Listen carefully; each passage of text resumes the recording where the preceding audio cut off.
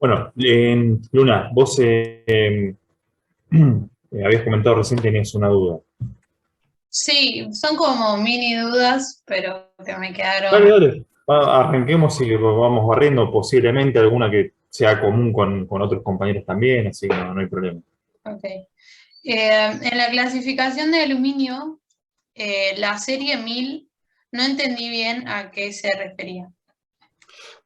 99% de aluminio, prácticamente elementos aliantes no tiene. Ah, ok, listo, Y perfecto. si lo tiene como elementos aliantes, eh, digamos, ay, ¿cómo se llama? Que no son elementos aliantes, son Impurezas. Impurezas. impurezas. Bien, bien, esa es la palabrita que me faltaba. Ok. ¿Está? Todas las demás, la 2000, la 3000, 4000, hasta la 9000 o hasta la 8000 en realidad, tienen un principal aliante y muchas de ellas tienen dos o tres aliantes más. ¿No? Ujú. ¿Ah? Sí, sí. Perfecto, gracias.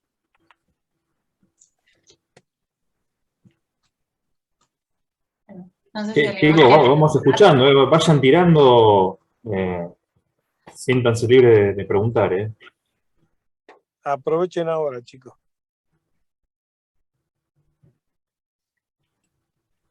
Gente, ¿el resto Bueno, si no sigo estuvo yo. leyendo, estuvo estudiando? Vamos. Dale, Yo seguí, tengo seguí, como Luna. 10 papelitos más con preguntas así por mí. Pero Dale, dale. eh, después pasando a soldadura, eh, Sí.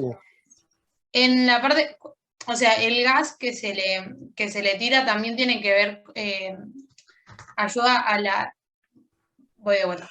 La rapidez del Dale. enfriamiento cuando se Sí. hace una soldadura tiene que ver con el gas también que se le... Mm, no, Ok. no.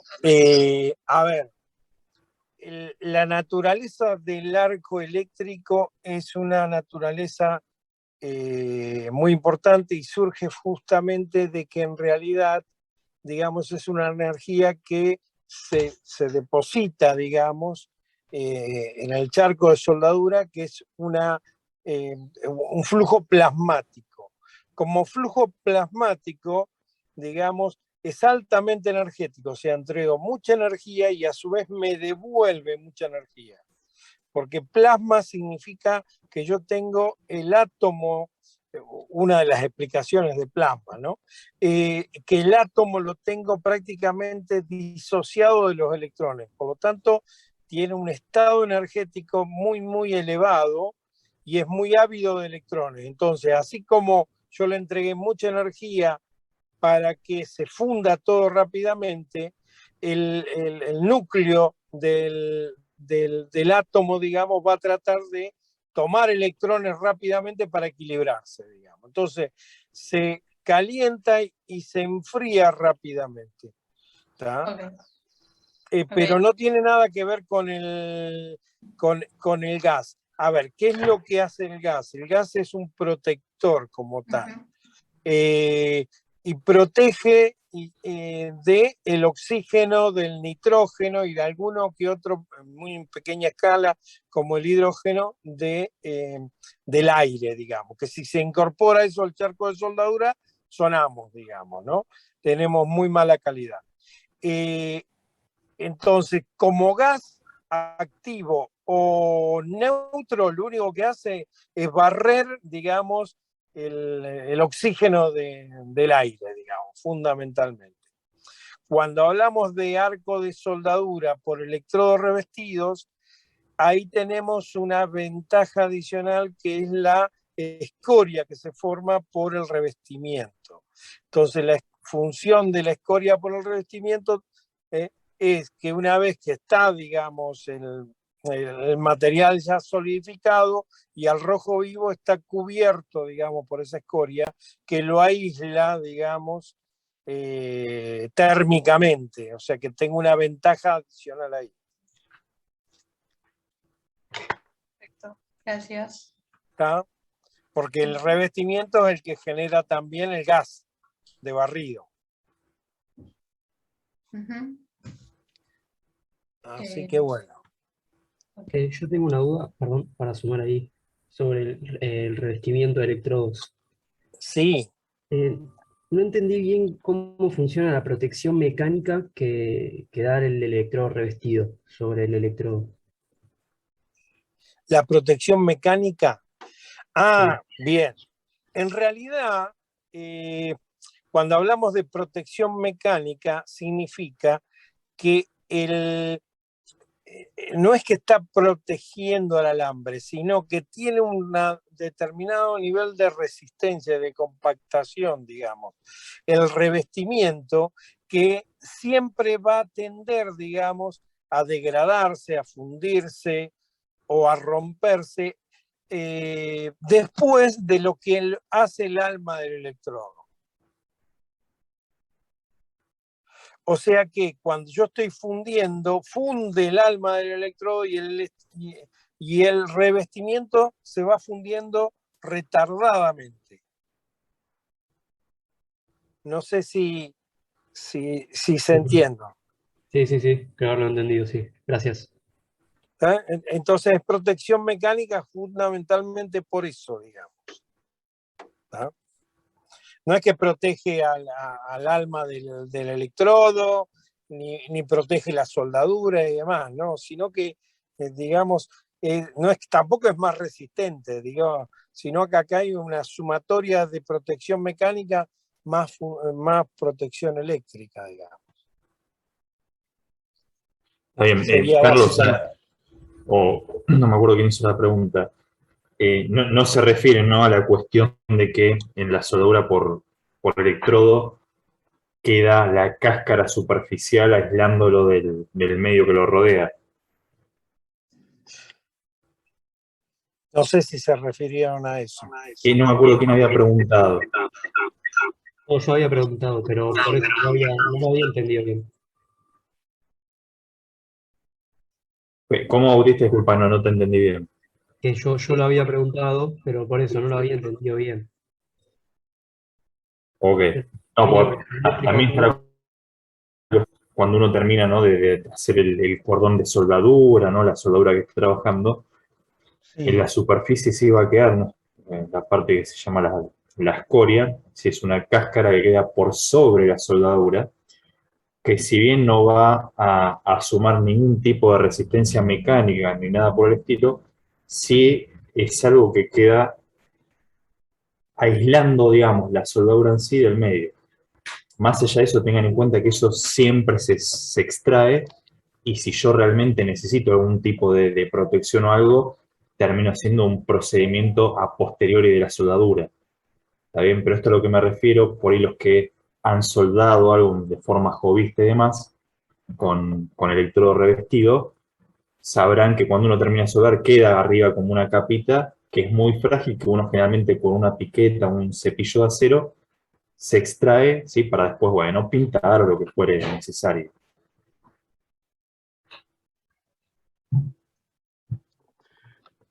sí, no sé si te estamos contestando No, sí, todo. Sí, sí, son también, dos aspectos totalmente diferentes, ¿no?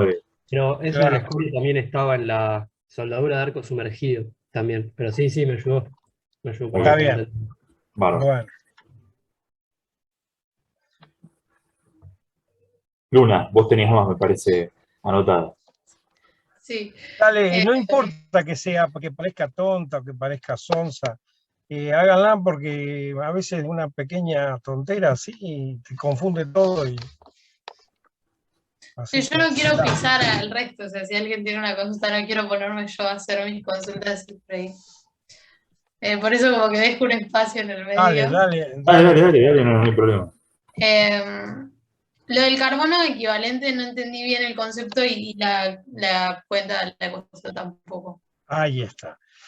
En realidad, digamos, no quise profundizar mucho en el tema, pero cuando hablamos de carbono o carbono equivalente, a ver, ya de por sí el carbono, a nivel del concepto de soldabilidad, ya es un tema. Por encima, si tiene aceros aliados al carbono solamente, si tiene 0,4 o más de carbono ya es un problema para soldar. No es que no lo puedo soldar, sino que me cuesta más. El procedimiento de soldadura tiene que ser mucho más ajustado, más estudiado, el procedimiento, digamos, tiene que ser mucho más elaborado. O sea, ingeniería de soldadura tiene que trabajar mucho más, en definitiva. Eso es por el carbono. Ahora, como no hay solamente elementos aliantes carbono solamente, sino que tengo manganeso. En acero de carbono tengo manganeso también. Puedo tener cromo, níquel, molibdeno, vanadio y un montón de elementos aliantes. Puede ser que el acero sea de bajo carbono, pero que tenga una serie de elementos aliantes. Bueno, esos elementos aliantes influyen, digamos, en ese concepto de carbono y crea el concepto de carbono equivalente.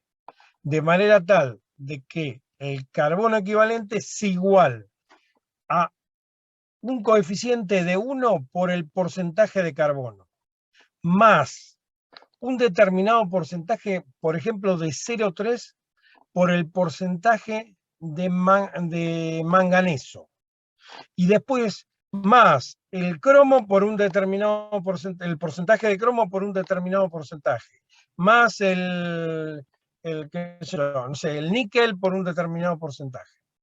De manera tal de que ese 0,4 que sería el referente si tiene solamente carbono, para un acero aliado no es 0,4 solamente, sino que es 0,20, no sé, 0,20 si es el de carbono, más estos otros de esa polinómica, digamos, más esa suma. Y ese carbono equivalente es el que se convierte, digamos, importante. Si ese carbono equivalente es más de 0,4, equivaldría, digamos, a tener 0,4. Entonces la soldadura la tengo que diseñar, digamos, con mucho más cuidado. ¿El carbono equivalente mayor a 0,4 o el carbono mayor a 0,4? Cualquiera de los dos. Ah, ok. A ver, Okay. si tiene solo carbono, en general todos tienen carbono, si es de acero al carbono, tienes carbono más manganeso. Pero si estamos hablando de un 1040, ya de por sí, digamos, ya estoy, digamos, en un problema de soldabilidad. Le agrego ese porcentaje de 0,3 por el porcentaje de manganeso, que por ahí el porcentaje de manganeso es 0,3, 0,4, digamos, sería 0,3 por 0,3, me queda 0,09. Entonces, tengo 0,4 más 0,09, me da casi 0,5. Estoy peor todavía. Y si tengo otros elementos aliantes, se me van a sumar. ¿Tá? Entonces, un poquito para resumir. Si yo tengo carbono equivalente mayor de 0,4 ya es un problema. Y si tengo un acero que va al carbono de 1040, ya de por sí, digamos, por el tener solamente carbono de 0,40, es problema de soldabilidad. ¿Está? Perfecto. Lástima no tener, porque si no, o sea, está el carbono equivalente. Googleás, digamos, pones carbono equivalente y te sale la formulita, depende del acero, te sale la formulita esa polinómica directamente. Claro. Sí, la fórmula la había visto, pero como que no entendía porcentaje por porcentaje, no entendía bien porcentaje esta por- parte, claro. Pero no sabía de dónde salía el otro Claro. porcentaje. El primer porcentaje es 1 y después 0, y después están Claro. los porcentajes de cada elemento aliante. Hay algunos elementos aliantes que en realidad actúan al revés. Por ahí me restan el carbono equivalente, pero no recuerdo cuáles. Ok. Perfecto. Muy poquitos. Y no, nada, esa pregunta ya me la contesté sola. Dale, dale. ¿Cómo influye la presión en la soldadura? No me llego a imaginar cómo se puede soldar con presión. O sea, no entendí bien cómo sería eso. Ahí está. A ver, vos decís con respecto a los gases, que regulo la presión de los gases. Porque no, hasta ahora nunca, en soldadura no. O Perdón. puede ser que se refiere, Carlos, a la Al soldadura por principio de resistencia. soldadura. Al principio de Eh, soldadura. Con los parámetros de sí, presión, o sea, calor o presión y calor. claro, porque dice Ahí está. soldadura, unión metalúrgica de dos piezas por la aplicación de calor, presión o presión y calor. Está. Imagínate que vos tenés dos piezas rectangulares. Mm. Las apoyo una al lado de otra. Si estuvieran perfectamente pulidas a nivel atómico, yo bastaría con acercarlas, le aplico una presión, una muy pequeña presión, y va a quedar, ni siquiera queda un cordón de soldadura, porque va a haber una continuidad metalúrgica a nivel de estructuras de celdas unidades. Con muy poca presión podría llegar a unirse y prácticamente las dos piezas mágicamente son una sola. ¿Por qué? Porque hay una unión de celda unidad con celda unidad. Eso lógicamente es a nivel atómico. Es imposible lograr un pulido a ese nivel, prácticamente es imposible, y por otro lado, el ambiente siempre es corrosivo, por lo tanto, no importa, digamos, el material que yo tenga, siempre va a tener una capa de grasa, de suciedad y de corrosión.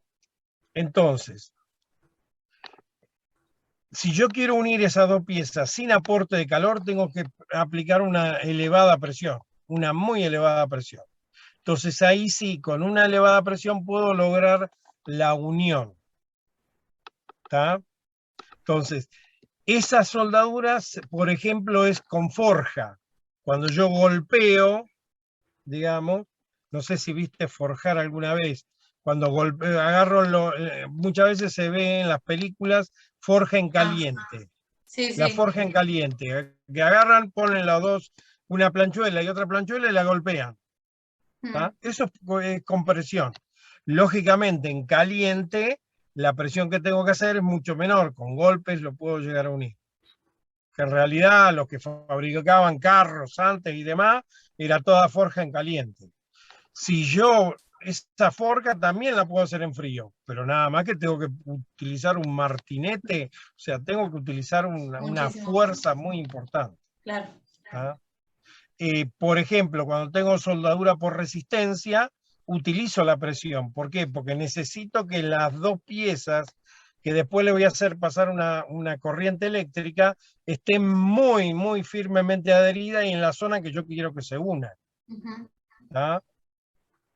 Entonces, a ese concepto de presión, en realidad, para después ver soldadura eléctrica, prácticamente el tema de presión no existe. Claro. No es una variable. En soldadura eléctrica no es una variable de unión. No existe. Okay. Al principio, cuando vos empezaste a hablar, pensé en la presión de los gases. ¿Viste en MIC o en TIC que utilizo un gas?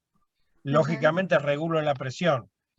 Pero es la presión del gas para que me bañe, digamos, toda la zona de soldadura y nada más. Sí, sí, perfecto. Es otro tema. Y perdón, alguien iba a hablar. Dale. ¿La soldadura por resistencia es solo para bajos espesores? Para piezas de bajos espesores.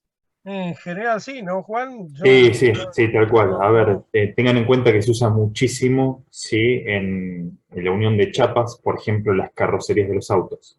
Sí, sí. Con lo cual, a ver, si uno compara con otra pieza donde uno por ahí puede llegar a soldar a tope y demás, es válido, ¿sí? Considerar de que se utiliza para soldadura de bajos espesores.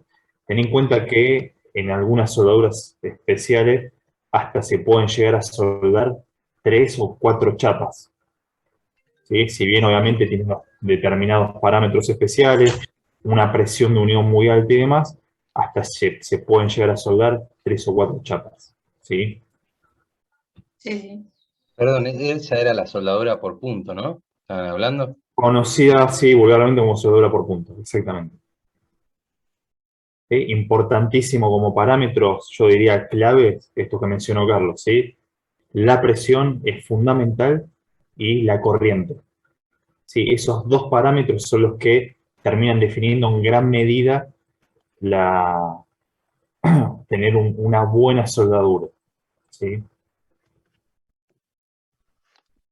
Claro, porque si el espesor es muy, muy elevado, la presión no va a determinar la soldadura puntualmente en un determinado lugar, sino que agarra toda la pieza y suelda toda la pieza. Entonces, Exactamente. es un problema.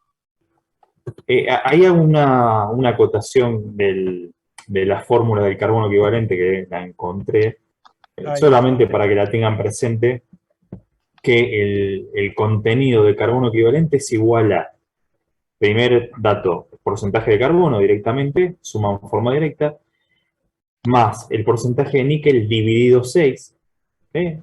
Porcentaje de níquel dividido 6, más porcentaje de manganeso dividido 6, más porcentaje de níquel dividido 15, más porcentaje de cromo dividido 5, más porcentaje de cobre dividido 13, y porcentaje se suma también de molibdeno dividido 4. También la fórmula incluye estos elementos porque son los que generalmente se encuentran en los aceros, llamémosle, más utilizados. Obviamente Carlos sí mencionó otros elementos que puede llegar a tener, pero la fórmula más clásica convencional es esta que acabo de mencionar recién. Espectacular esa, mirá vos. Claro, ese un sexto, un quinto. Exactamente. Es Dijo el directamente coeficiente, los se lo porcentajes suma. de cada elemento, cada uno sí dividido una constante. ¿Sí? Claro, tienen como un coeficiente cada material, digamos. Exactamente. Okay. Exactamente.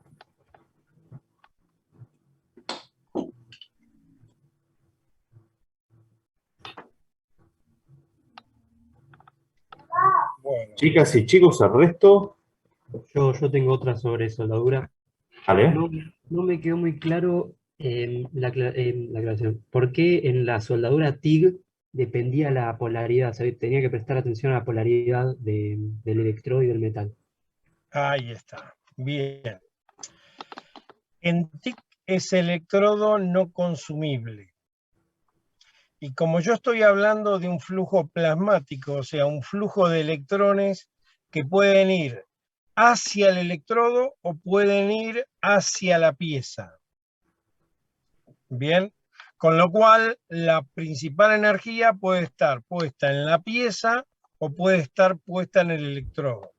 Si el electrodo es no consumible, es de tungsteno, si yo pongo una polaridad que el flujo de electrones vaya hacia el electrodo de tungsteno, me va a degradar el electrodo, me lo va a consumir, porque el principal calor, la principal temperatura va a estar puesta en el electrodo.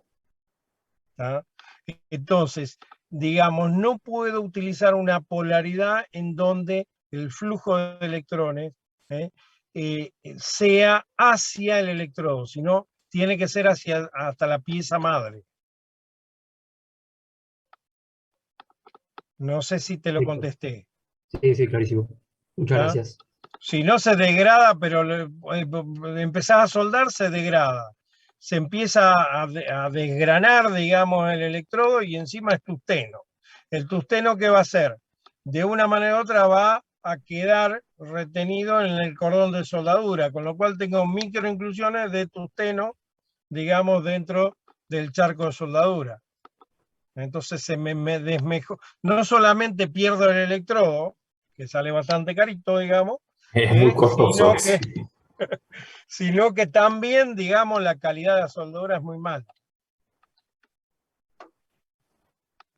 Perfecto, ¿No? perfecto. En Por eso en las otras MIG, se puede tener bipolaridad. Porque no importa claro, si el en quiere MIG, buscar que en MAC, en el electrodo revestido, yo puedo utilizar una u otra, depende de la profundidad de soldadura, de la calidad de soldadura que busco, del tipo de electrodo, del tipo del electrodo a nivel de revestimiento. Entonces ya ahí es otro tema, digamos.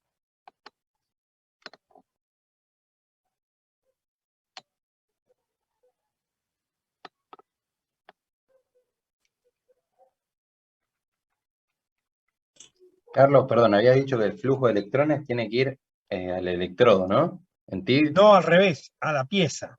a la pieza. A la pieza. Y eso me determina la polaridad, es una polaridad inversa. ¿Tá? Perfecto.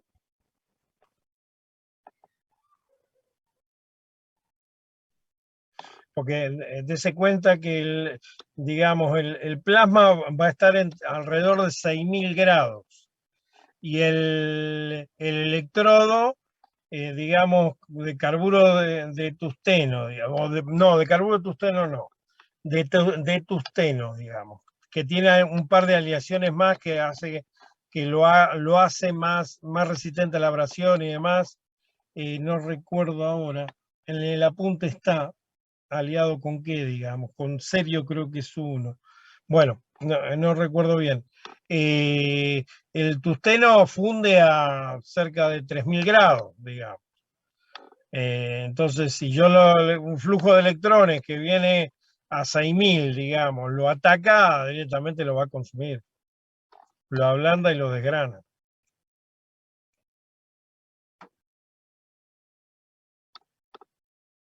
Es por eso que en esa soldadura yo tengo que usar solamente corriente continua, no puedo utilizar corriente alterna. En cambio, en todas las demás, utilizar corriente continua o corriente alterna es por, básicamente, como parámetro de soldadura para obtener mejor soldadura, o por ahí la calidad de la soldadura no es tan importante y puedo utilizar una máquina de menores prestaciones, de menor costo, digamos.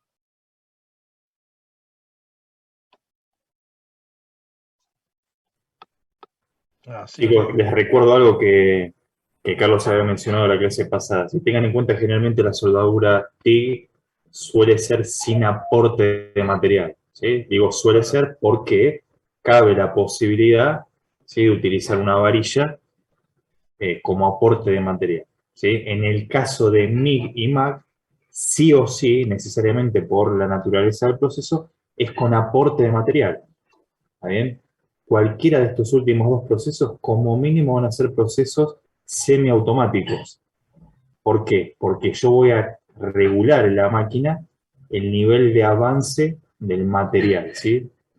Tiene el devanador, es una especie de rollo que va internamente en la máquina, en donde uno regula, ¿no?, dentro del parámetro el avance de la salida del alambre a través de la trocha. ¿Está bien? Obviamente también puede llegar a ser automática 100%. ¿Por qué? Porque yo puedo llegar a calibrar el avance del electrodo de material y también el avance de la trocha frente a la pieza, a la unión soldada. ¿Está bien? Pero en estos dos casos, siempre en MIG y MAG, ¿sí?, va a ser con aporte de material. En TIG siempre es una varilla, entonces la de aporte. Sí, si vas a trabajar con un aporte, sí, va a ser una varilla manual, si se compran unas varillas suelen ser unos 200 milímetros aproximadamente, en donde con la mano sí vas a ir aportando. Ok, ya entendí. Perfecto. ¿Bien? Distinto es lo otro en donde vos regulás un avance que es automático esa parte, ¿sí? Claro. Tiene un motor con un devanador que va sacando el alambre. Ok, entonces tenés la varilla que, digamos, que aporta la energía y otra varilla que aporta el material, digamos. No, ojo, a ver, no confundir. Lo que nosotros generalmente llamamos como varilla, sí, es una varillita que uno la sostiene con la mano, Sí, ¿sí?, sí. que es lo que va haciendo el aporte de material. ¿Sí? Por el otro lado, vos después tenés el electrodo. ¿Sí? Ok, claro, el electrodo está bien. Ojo, ¿sí?, a no confundir, digamos, esas dos cosas. Perfecto. y la varilla tiene que ser del mismo material de base, ¿no? Y se usa aporte. Pan casero. ¿Puedo Perdón. hacer Voy una a pregunta? comprar pan casero ahora. Justo estábamos No sé con si MIG y escuchan. MAG. ¿Puedo hacer una pregunta? Sí, dale. Habías dicho que MIG era con un gas inerte y MAG era con un gas Activo, ¿no? Activo, CO2 generalmente. Y el Gracias. CO2 en general está hasta el 20%. ¿Está? El resto en general es gas neutro, digamos. En general es argón y dióxido de carbono. Hay gases más desarrollados para determinado tipo de soldadura, por ejemplo, acero inoxidable y demás, que tienen algún otro tipo de gas más. Puede ser argón y helio, puede ser, por ejemplo. O hay algunos otros tipos de gases también que se... Perdón, el argón era para la MIG, ¿no? Si utilizo argón puro, es MIG. Perfecto. Si utilizo, ya te digo, un determinado porcentaje de gas activo, ya es MAC. Ah, ¿Está? bárbaro.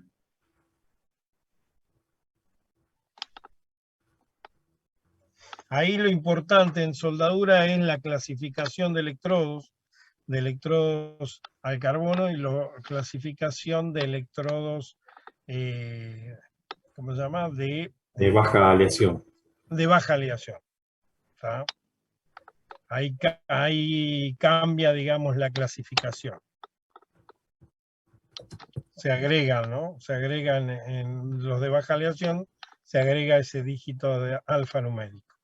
Y acordarse los 4 dígitos, cada uno de los esas 4X, digamos, que representan, digamos, resistencia, posicionamiento y el tipo de revestimiento. El último, el tipo de revestimiento. Eso es importante, pues si alguna vez ustedes tienen que comprar electrodos, en realidad tendrían que comprarlo de acuerdo a esa norma, digamos. Porque si no, tienen que mencionar una marca, digamos, y pedir, no sé, electrodo punta azul, digamos, ¿tá? De tal diámetro, digamos. Pero ahí yo no estoy comprando a cualquier proveedor que me pueda llegar a dar ese tipo de electrodos, sino que estoy direccionando hacia una marca solamente. Perdón, Carlos, algo que no me quedó claro. En la TIG dijimos que puede haber aporte de material externo, ¿no? Sí. Pero en la práctica, o sea, ¿es más normal que se haga ese aporte o que no se haga? Y en general, si yo tengo un buen espesor y tengo un chaflam en B o en U, tengo que hacer un aporte. Donde no aporto es cuando, por ejemplo, estoy en una soldadura a tope, 2 chapas que digamos, están a tope y son de bajo espesor. Entonces, cuando estoy así, con bajo espesor, ahí no importa, porque fundo, digamos, y uno directamente la chapa, digamos. Pero donde hice chaflan, seguro que voy a tener que aportar, digamos, con alguna varilla. O sea, en el caso más general hay aporte de material externo. Sí, sí. Y en soldaduras comunes, si yo tengo una TIC, digamos, y en soldaduras comunes y estoy soldando un acero de bajo carbono, directamente utilizo alambre de fardo.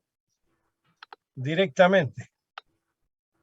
En cualquier herrería, si tienen una TIC, utilizan alambre de fardo. No tienen que andar comprando ninguna varilla, sino directamente cortan el alambre de fardo y alimentan con eso. Pero tienen que, no sé, estar soldando una reja o algún tipo de cosas así, digamos, ¿no? O caño, por ejemplo, están haciendo una estructura con caños y necesitan tener algún aporte, digamos, porque por ahí soldaron mal o se les agujerió y demás y necesitan aportar, van directamente a un alambre de fardo.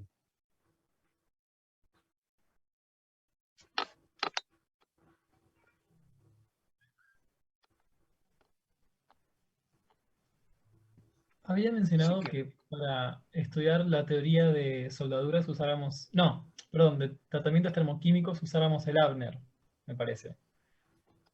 Está muy bueno el Abner. ¿Para los demás temas también el Abner o no tanto? Soldadura, no, la verdad que nunca lo dimos desde soldadura. En soldadura tenés el apunte de la AWS y con eso es suficiente, digamos.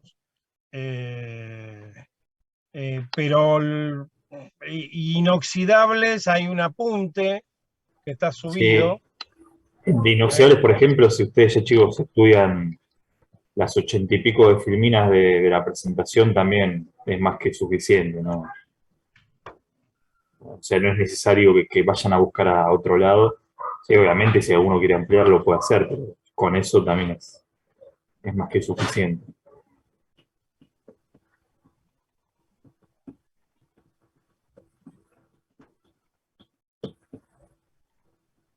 Así que bueno, el otro tema termoquímico del Abner, acero inoxidable, el apunte y todas las filminas que están muy bien desarrolladas. ¿Qué otra cosa más? Igualmente todos los temas en general, la presentación académica del tema es muy similar, realmente es muy similar. Lo lean de donde lo lean, digamos, ¿no? En general es muy, muy, muy similar. Y el tema de aluminio, con esas filminas que tienen, con eso es suficiente, eso lo pueden leer también del Abner, aluminio del Abner o del Smith, cualquiera de los dos lados, cualquiera de los dos lados está bien, la parte de aluminio es muy... En realidad creo que está tomado del Smith. Sí, todas las filminas que yo puse y la tabla de aluminio está tomada del Smith. Carlos, Decía, ¿puedo hacerte una pregunta ya que estamos hablando de las filminas? dale. En los temas que entraían, las filminas que entraían, perdón, serían desde aceros inoxidables para abajo, ¿no? Y O sea, tendría sería que aceros fijarme. inoxidables, tratamientos termoquímicos y térmicos, Sí, aluminio y sus aleaciones y soldadura. y soldadura. Pero después microinclusiones, eso no. Microinclusiones no. ¿Y qué ¿Qué más? otra cosa hay? Aceros de baja aleación, influencia de los elementos aliantes tampoco, ¿no? No, porque eso ya lo vimos Ah, ya es que lo anteriormente. dimos, claro, tal cual. Lo vimos cuando vimos tratamientos térmicos, en realidad. Perfecto. A ver, vos digamos, para ser sincero, diagrama de solubilidad sólida parcial. No te estamos tomando, pero lo tenés que saber. Porque, Sí, pues si no sabes un diagrama de solubilidad sólida parcial, por ejemplo, interpretar lo que es el tratamiento térmico del aluminio, en donde su primera etapa es solubilización, digamos, es importante, digamos, ¿no? O sea, perfecto. hay un bagaje de conocimientos atrás que necesitas tener, digamos, que no te lo vamos a preguntar específicamente, pero si no comprendiste solución sólida parcial, va a costar muchísimo, digamos, que entiendas con profundidad la parte de aluminio, en su primera etapa de, ¿cómo se llama?, de solubilización. Perfecto, bárbaro. Ah, Carlos, sí estaba revisando, por ejemplo, la parte de aluminio, aleaciones de aluminio, están en el capítulo 12 del Abner, del Abner, ahí está. exactamente. Estaba chequeando eso justamente. Pero las filminas que yo Sí, estoy usando, igual, digamos, es del Smith, es del Smith. ok. Pero en el Abner dice lo mismo.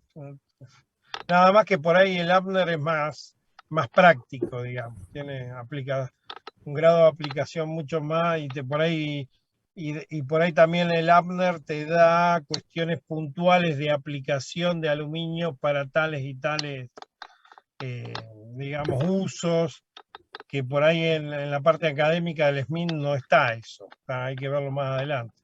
El Abner en particular a mí me sirvió muchísimo, cuando lo usé me sirvió muchísimo. Y también como que aparecían cosas de soldaduras antes que lo viéramos, que también me ayudó a entenderlo en las clases, así que Ah, por mí lo recomiendo porque me pareció muy, muy útil. es ameno, sí.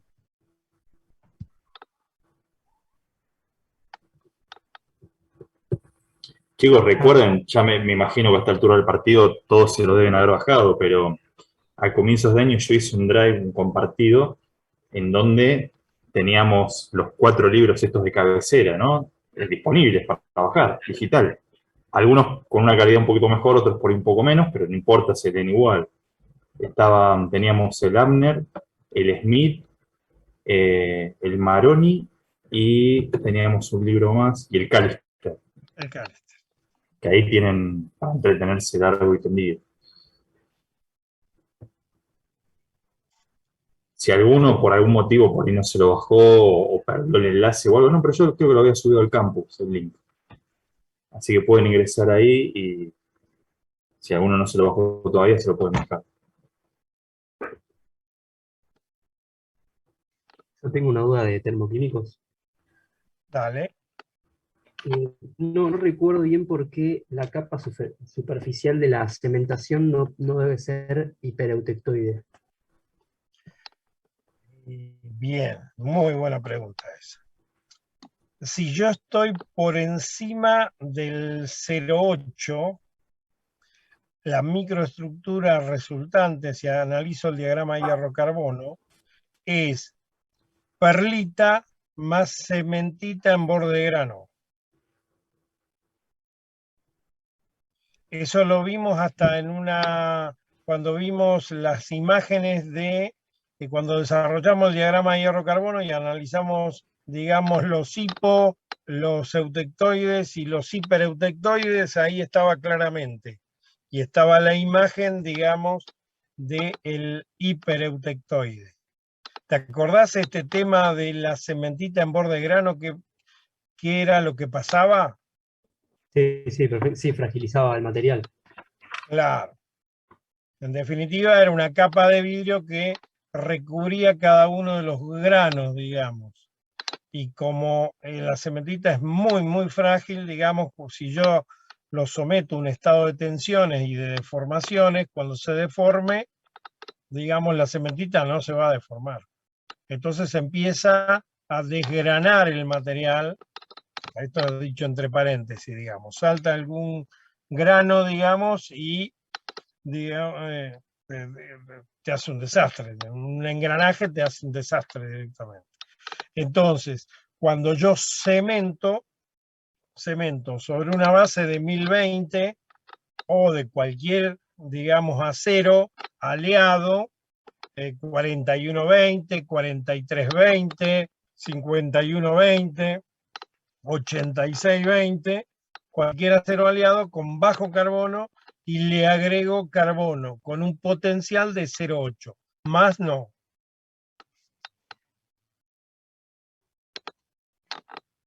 Perfecto. No me acordaba, no había relacionado No, está. la formación de cementita en borde de grano. Ahí me cerró. Claro. Es el límite, digamos. Si no, sonamos. Si yo me pasé y lo dejé mucho más tiempo, digamos, y tengo una capa hipercementada, sonamos.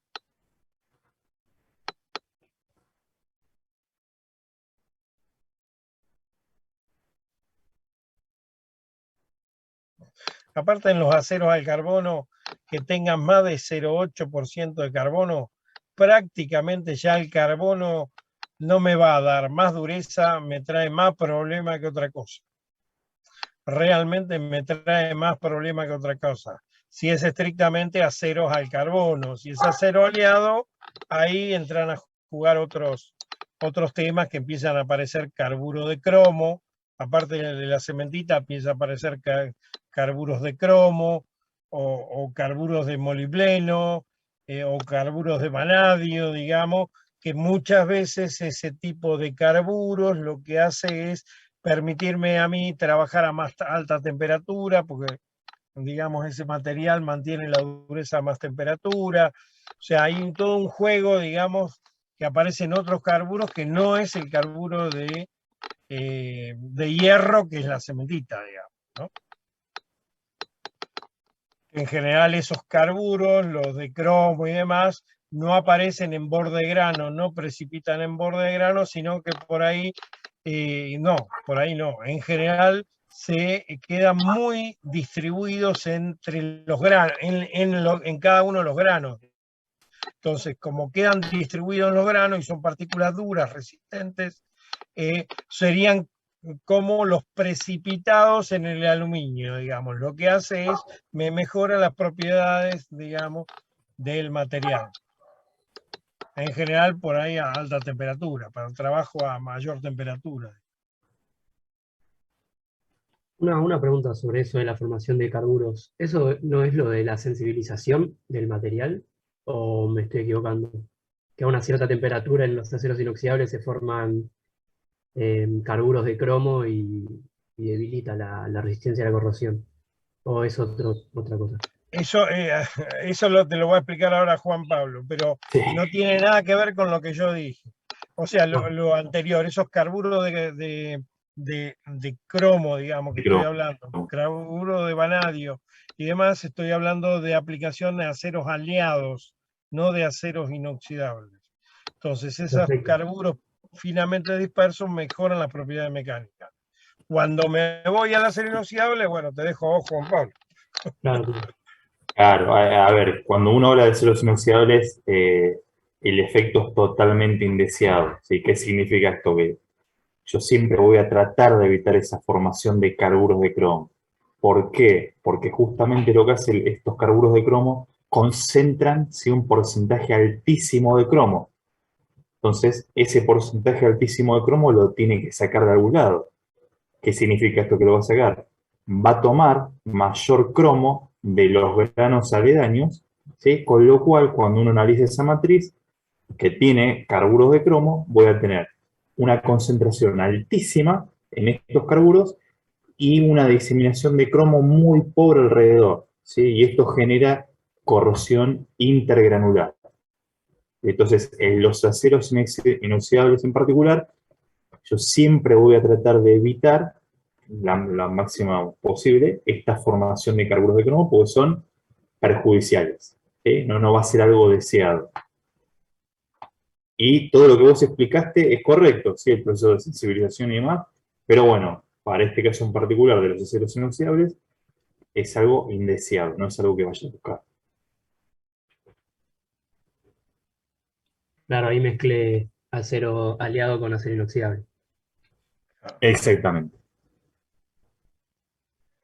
El carbono para el acero inoxidable en general es mala palabra. Tal cual.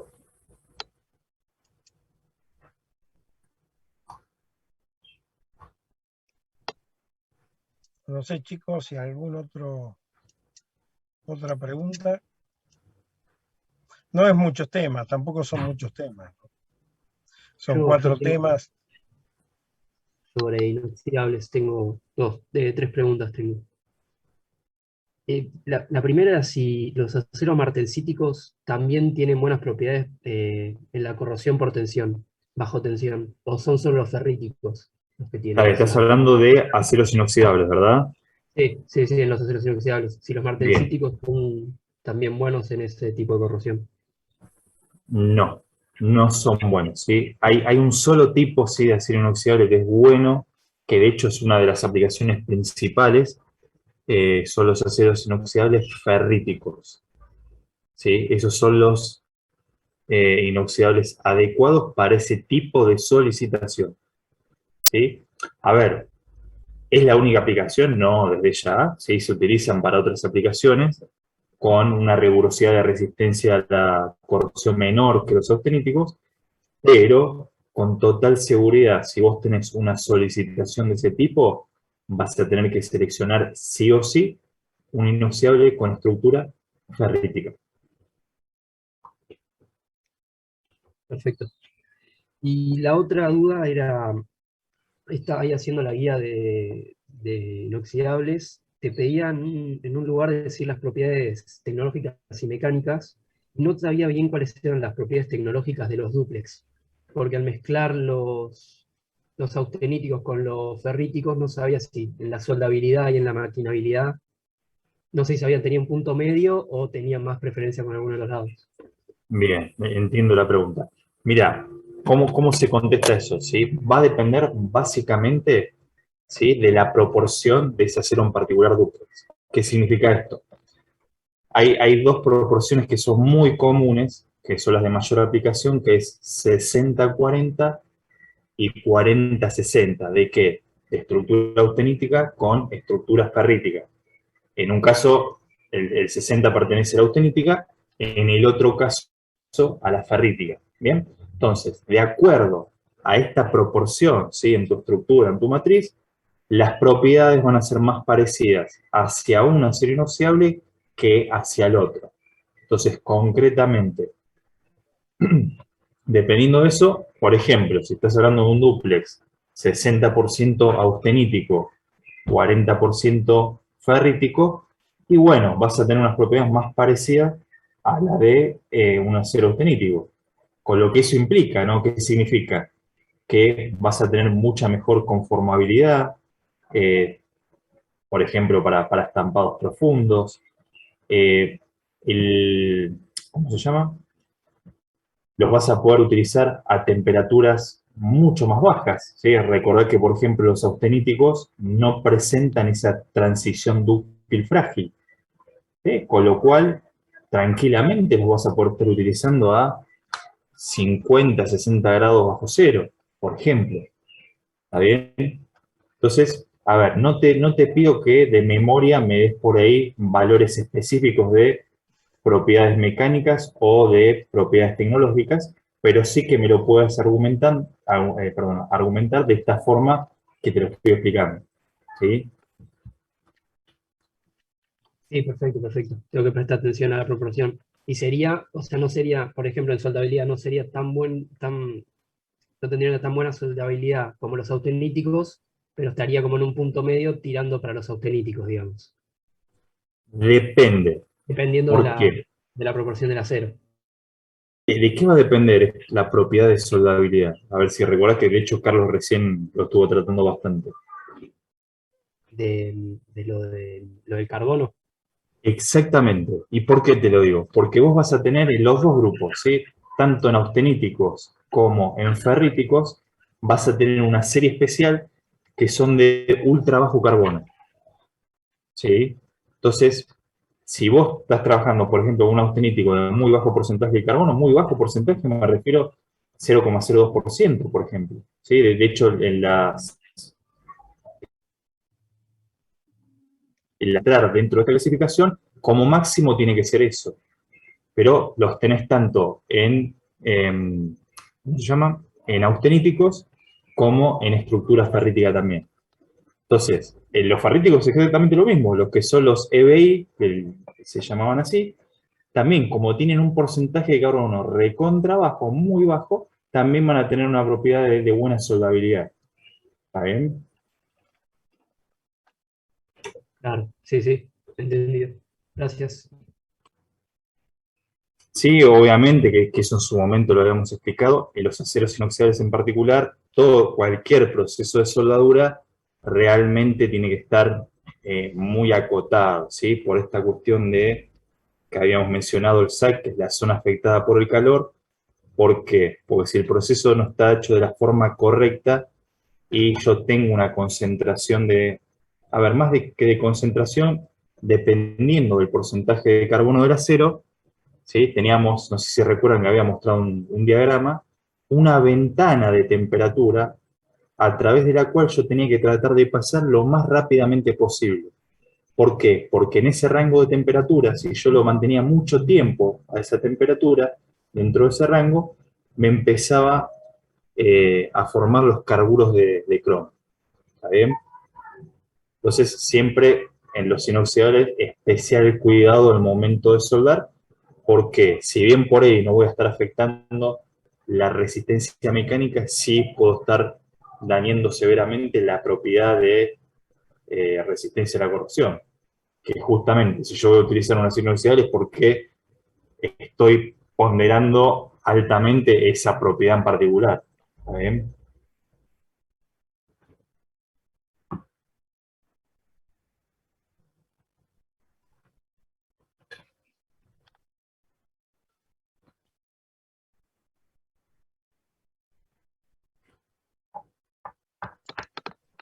¿Alguna cosita más, chicos?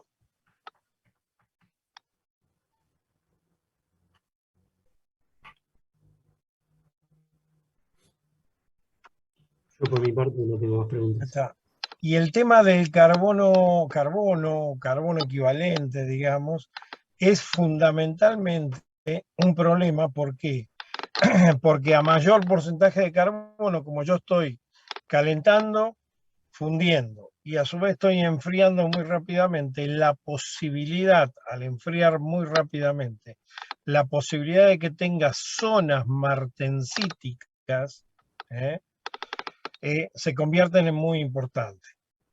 Entonces, si yo tengo el material base, por ejemplo, un 1040, digamos, que es, tengo ferrítico perlítico, y me aparece en el charco de soldadura una martensita, y tengo un problema muy serio, porque la microestructura, digamos, de la zona de soldadura es totalmente distinta al material base.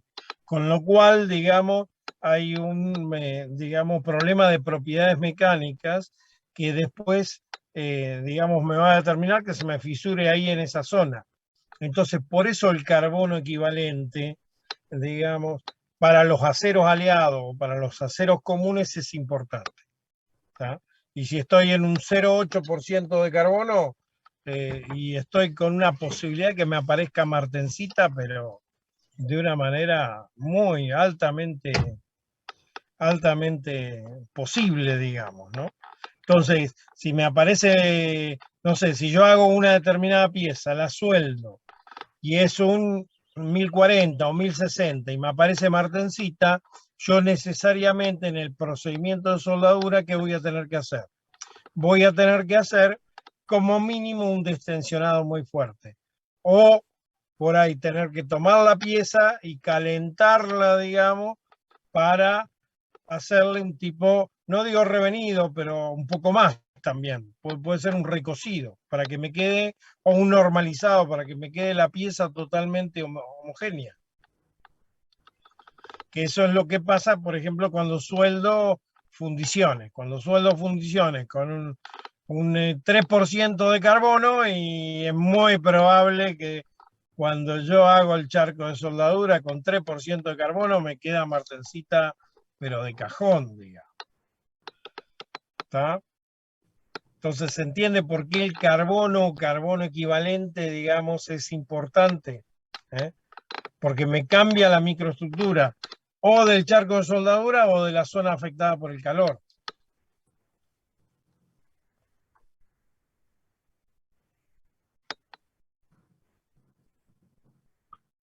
No sé si se los compliqué más, pero